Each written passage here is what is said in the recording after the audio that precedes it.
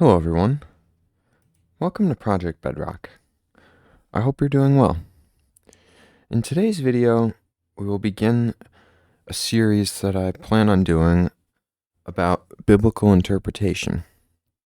So how this will work is I will pick a book from the Bible and I will select passages from that book that I believe to be interesting, and I'll read them and discuss them with you. Very simple. And I hope that when you're listening to this, you will either agree with my interpretation or form your own. And in either case, I'd love to hear your thoughts in the comments. Today's video will be about the Gospel according to John. Now, I won't be able to analyze the full text because it's a pretty lengthy book, very dense, although I do have a good number of passages that we will work through in today's video. So I hope you enjoy, and let's get started. First, we have chapter 1, verses 1 through 5. In the beginning was the Word, and the Word was God. Sorry, let me begin again. In the beginning was the Word, and the Word was with God, and the Word was God. He was in the beginning with God. All things were made through him, and without him was not anything made that was made. In him was life, and the life was the light of men.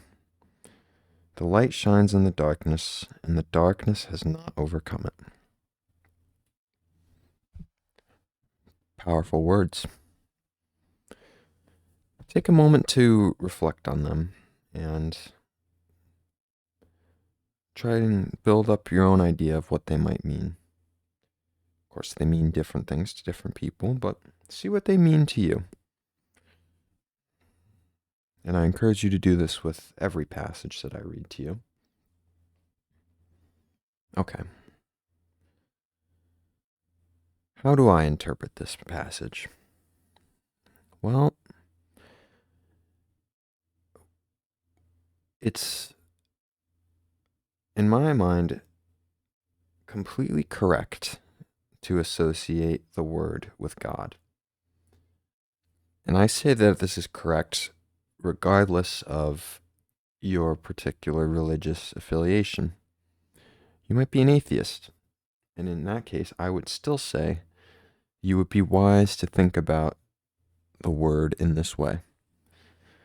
When I say the Word, I mean human language as such. Our capacity for language is godlike. It is the mechanism by which we create abstractions. It allows us to create structure. Now, this is supported by what I just read to you, in that it says, all things were made through him, and without him was not anything made that was made. The words we speak create the world around us. They create a kind of abstract structure that we can inhabit and use to affect the world. Now, this places a tremendous responsibility on us, and this is something I want to highlight. And I think it's absolutely brilliant that the author started this gospel in the way that they did.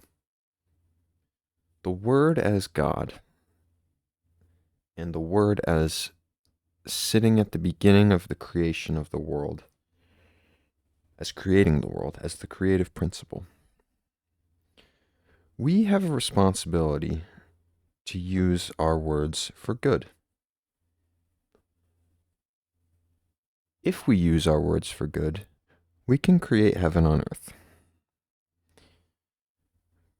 But if we use our words for evil, if we lie, if we manipulate, if we bear false witness, then we create hell on earth. And we forget this sometimes because it's so easy to use our words carelessly. It's so easy to not think about the effect that what we say will have on other people. Maybe we can just tell a little lie here, and yeah, maybe there'll be some consequences, but we'll probably get away with it, and maybe we'll even get what we want. That's how we think. And I'm here to say that in light of this passage, that is it's it's an offense towards God to use your words in that way. This isn't just me saying that. That's what's said in the text here. The word is God, and you misuse your words, then you are insulting God. You are misusing the godlike power that you have to create structure and abstraction.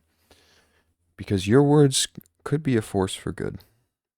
They could be. That's the silver lining in all of this. Even though your words have the capacity to create hell on earth, you could use them to do good. You could tell the truth. You could speak up when it's your time to speak up. And all of this is summarized in these first 5 passages, these first 5 verses. And we see that there's an association between Christ and the Word and God and the Word. So all of these concepts are kind of blended together. And as the text progresses, things start to differentiate, and we see lines start to be drawn. We see things start to be organized more coherently. And to symbolize this, we go to chapter 1, verse 14, one of my favorite passages in this whole book. And the Word became flesh and dwelt among us, full of grace and truth.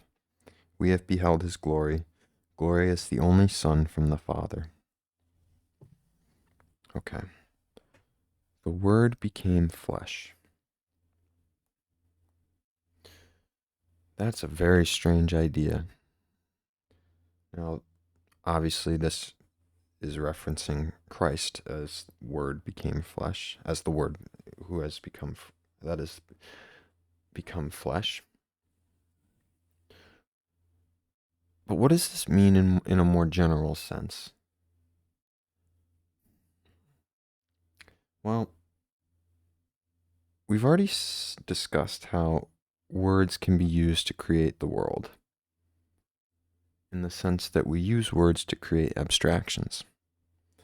But abstractions exist kind of up in the air, in a sense. They exist in our minds, and we can use them to make very real things occur in the world. But the words and the abstractions exist in a subjective space. Christ here seems to represent the transition from abstraction to actuality. The process that transforms abstraction into real world consequences. You can think about it as acting on your word. And this is very fitting because the Christian tradition places heavy emphasis on a person's actions as determining their moral character. So this seems to say that not only is it important to regard your words as godlike, but it's also necessary to bring the words down to earth, to act on your words, to actualize the to make the abstraction concrete, to actually do something with what you're saying. And this seems to be one of the things that Christ represents as this kind of marriage between heaven and earth.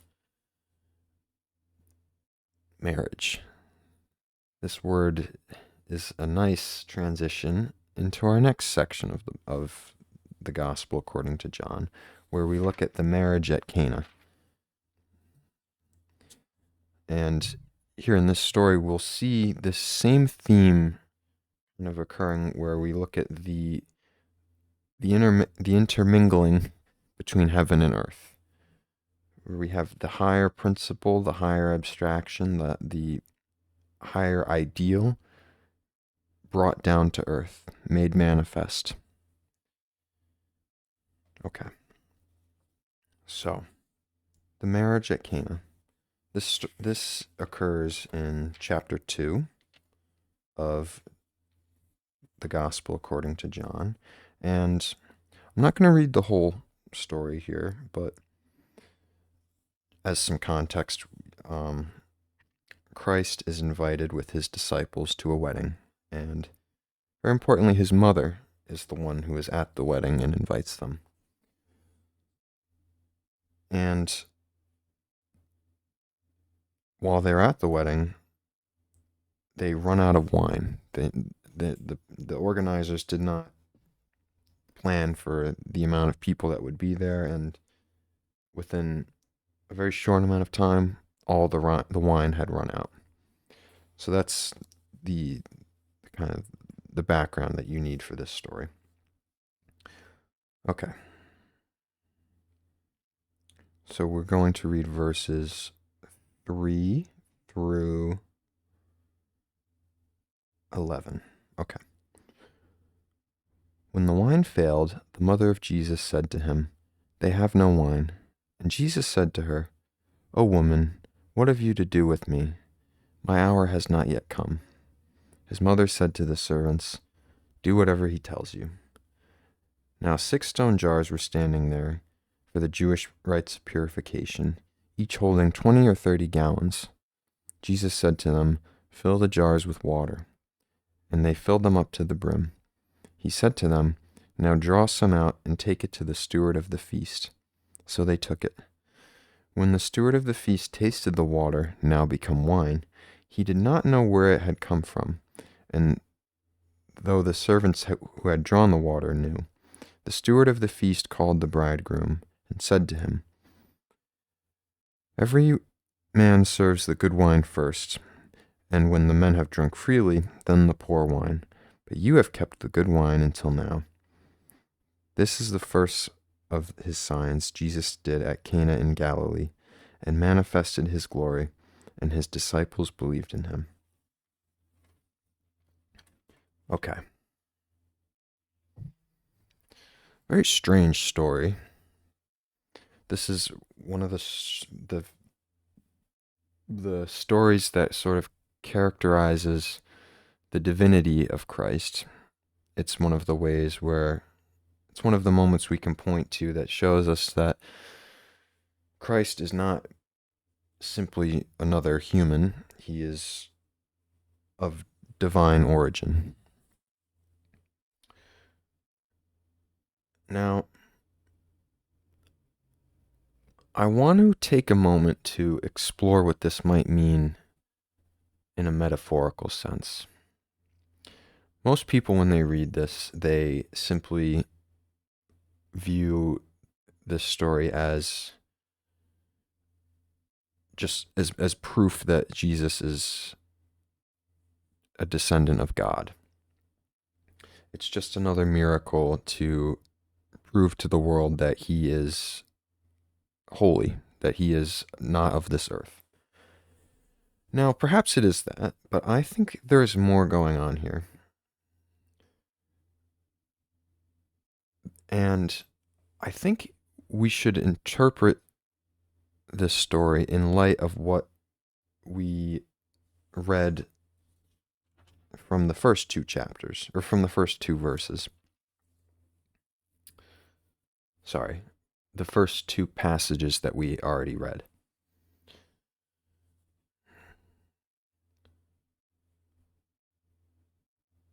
Before we saw that Christ represented the Word made flesh, he represented the union of heaven and earth,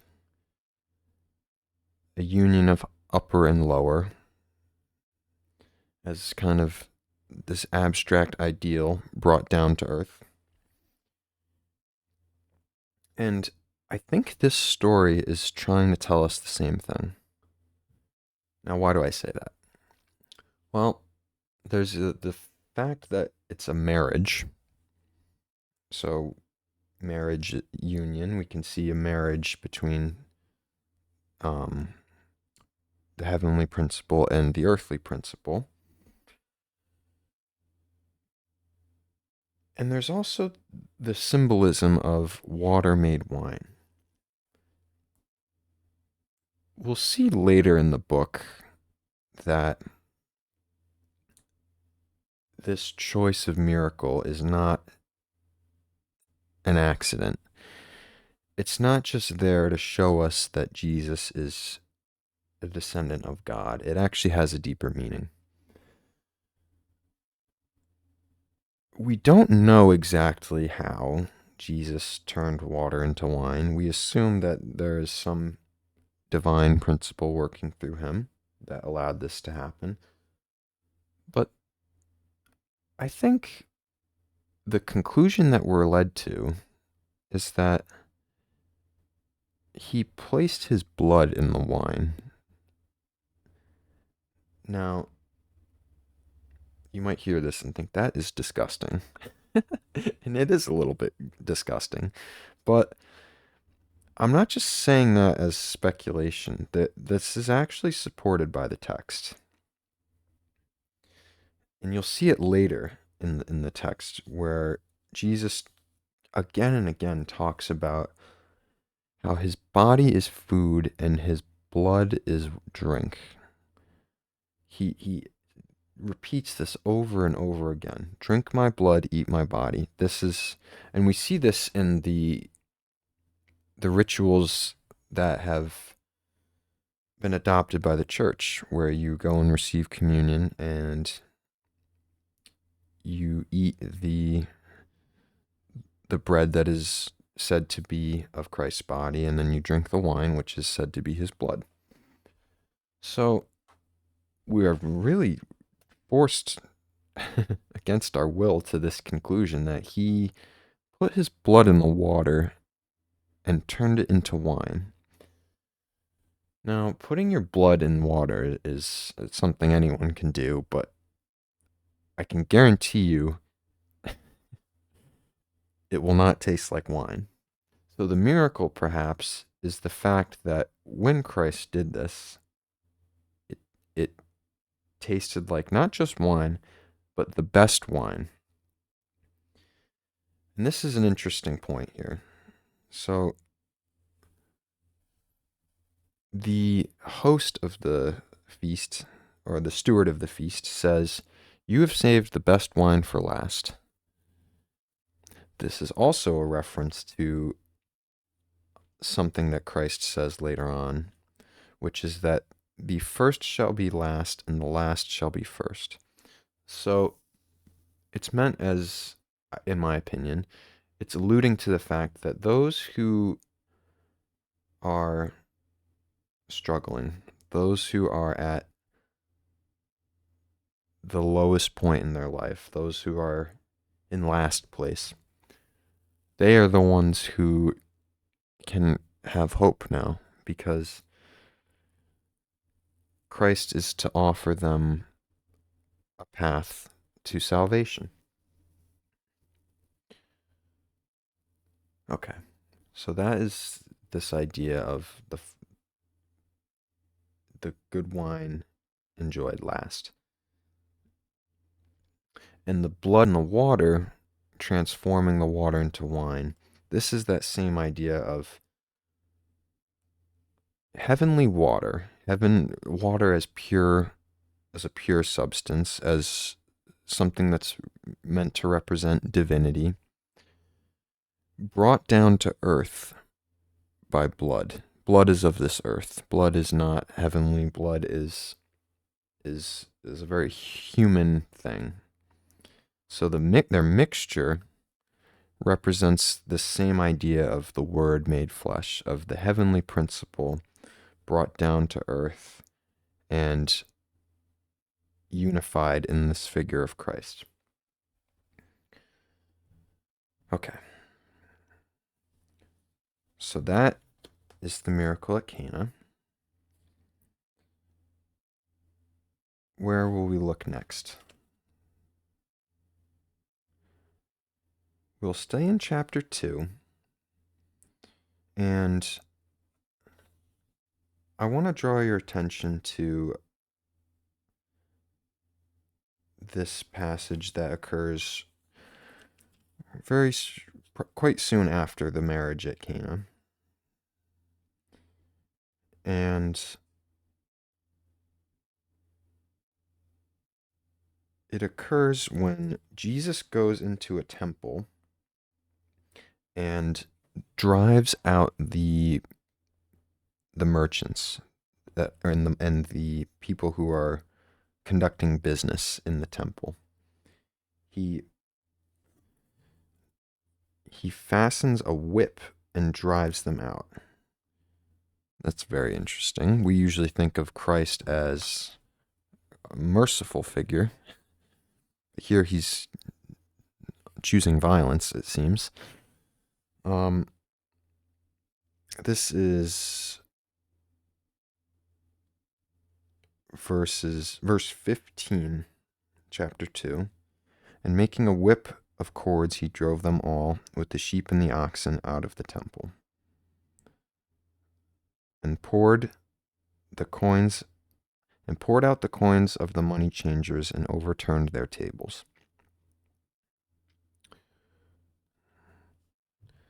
Now this is one of those moments where we see Christ acting in a way that goes against our traditional conception of him as merciful, compassionate, peaceful, and acting in a way that is very aggressive. The way to think about this, in my opinion, is to see that Christ represents something that's idealized. He's more than just a man. He's something that represents kind of the perfect person. This perfect union of heaven and earth. And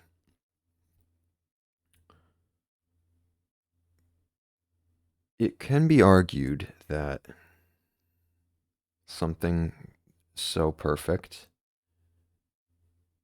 is not necessarily compassionate, merciful, peaceful in its entirety. If this higher ideal, which Christ seems to represent, were only those things, then it would make things almost, in a sense, too easy for all of us. We wouldn't have something to steer us back on track when we were acting immorally. We wouldn't have anything there that's judgmental. We need a principle that holds us accountable. We need something that is kind and loving and cares for us, but also something that keeps us on the straight and keeps us along the straight and narrow, as they say. And so that might be one of the reasons why we see Christ in this more aggressive light. And now the next passage I want to draw your attention to occurs right below. We see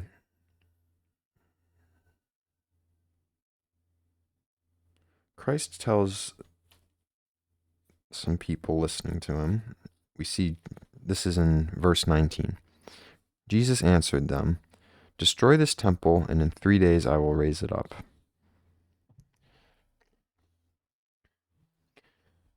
So he's talking about the Jewish temple. And this is, again, an example of sort of the double-edged nature of Christ, not just as this loving and peaceful,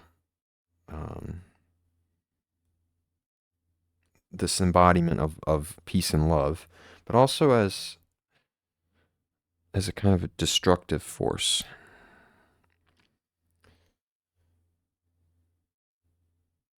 Destroy this temple, and in 3 days I will raise it up. So there's a few levels to this statement. This is a deceptively simple statement.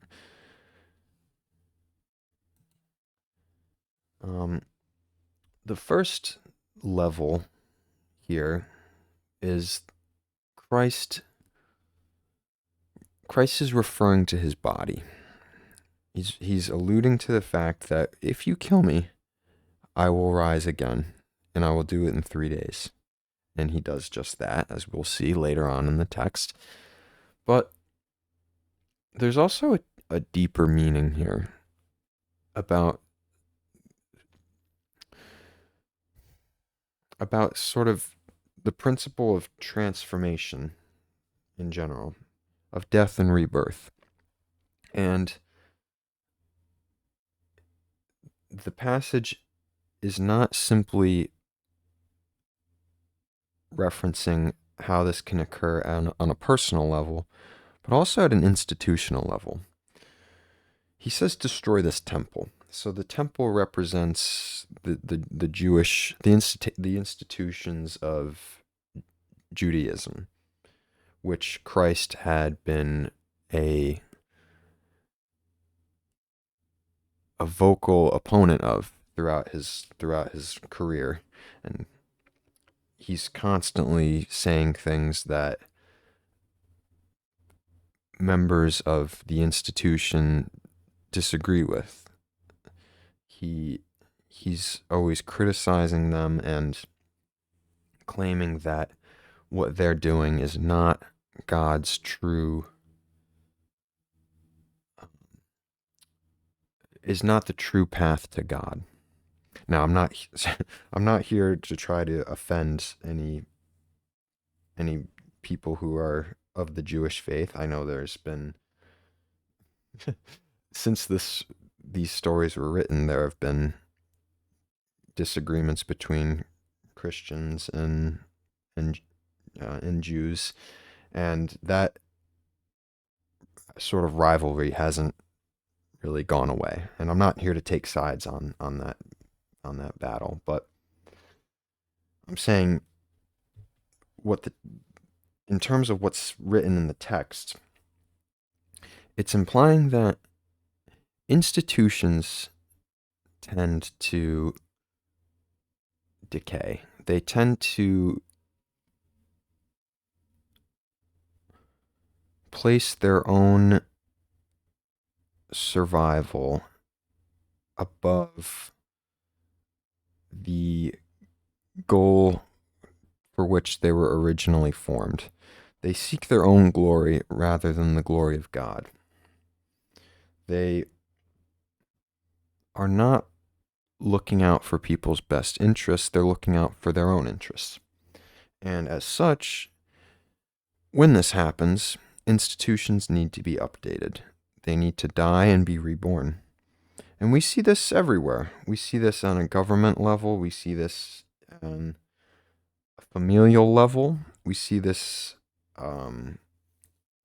anytime humans organize into groups with a set goal in mind for what the group is to accomplish.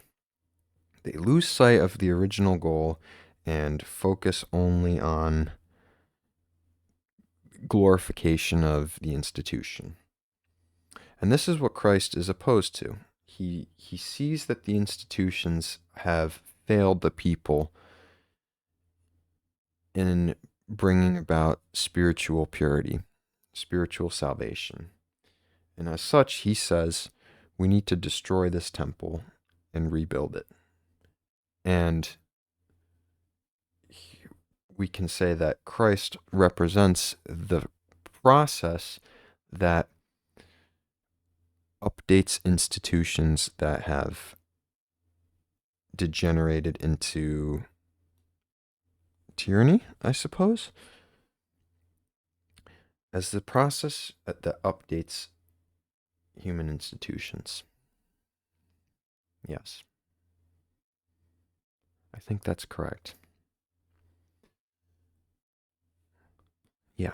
Okay. So we'll keep that in mind as we move to the next passage. So we look now at chapter 3. And in this chapter, at the beginning of this chapter, we see Christ talking with one of the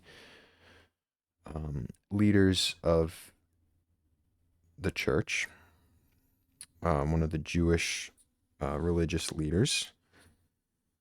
And his name is Nicodemus.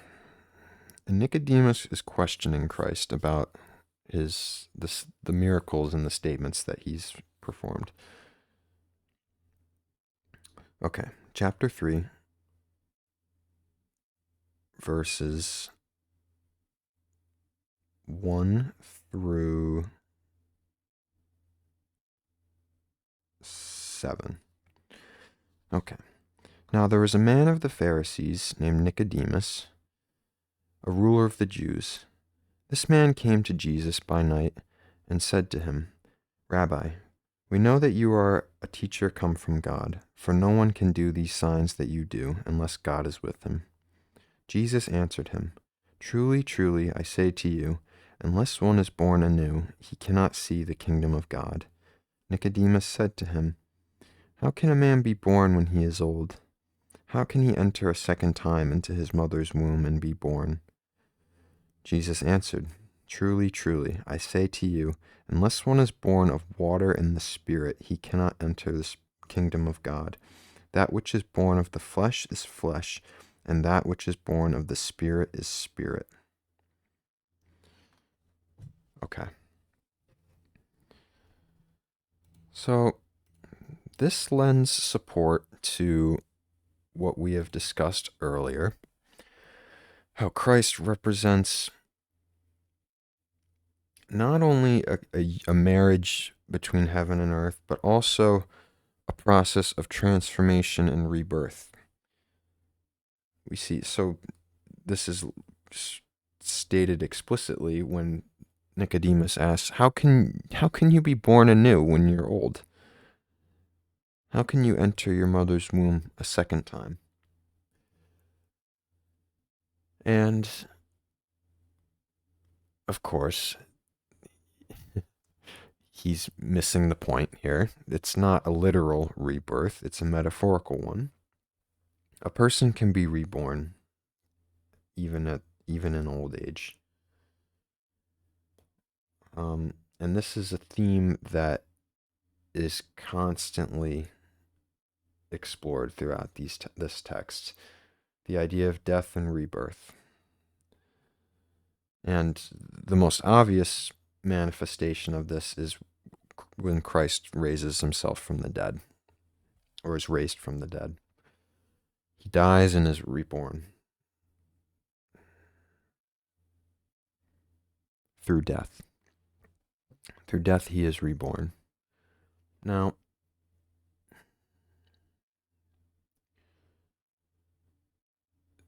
it seems to be saying that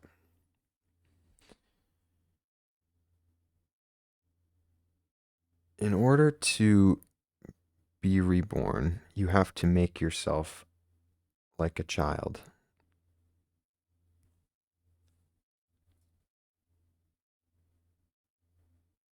Yeah, this is a very strange idea, but we see that there's this insistence that in order to reach the kingdom of God, you have to give up who you were. You have to shed your old life and become new again. You have to die, in a sense, but not literally. You only have to kill off the parts of you that were holding you back. And maybe maybe that's a lot of you.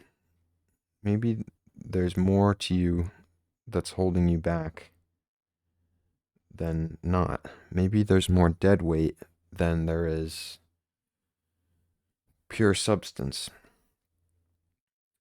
than water. Here's this emphasis on water once again.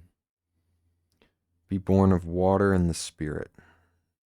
So we see pure water and the Spirit.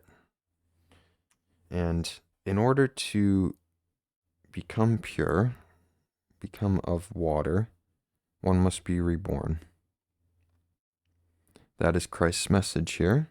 And I think this is something that, once again, no matter your particular religious viewpoint, you should be able to appreciate that this is how people live their lives. We've all been stuck in cycles or patterns where we know we're doing the wrong thing. We know that we're screwing things up. We know that what we're doing is not a long-term strategy. But we don't know how to break out of it because in order to do so, we have to die. We have to kill that part of ourselves that is holding us back. And that's painful. It's not easy to do that. And that's why this story, I think, resonates with so many people, because it validates the difficulty of being reborn. You have to bear your cross. And only then can you be reborn. You have to confront the danger and violence and death and suffering of this world, and only then can you be reborn. And I think that is a good place for us to stop here. This video didn't cover as much as I had hoped, but that's okay. These stories are quite dense, as you know, but I hope that you were able to get some kind of insight out of this video, and I look forward to seeing what you have to say in the comments and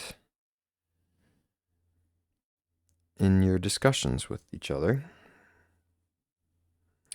I hope you enjoyed this video, and I plan on doing a follow-up quite soon where I will read more passages from the Bible or from this specific book, and we'll talk about them. And it should be interesting. And I hope to see you there. Have a nice day.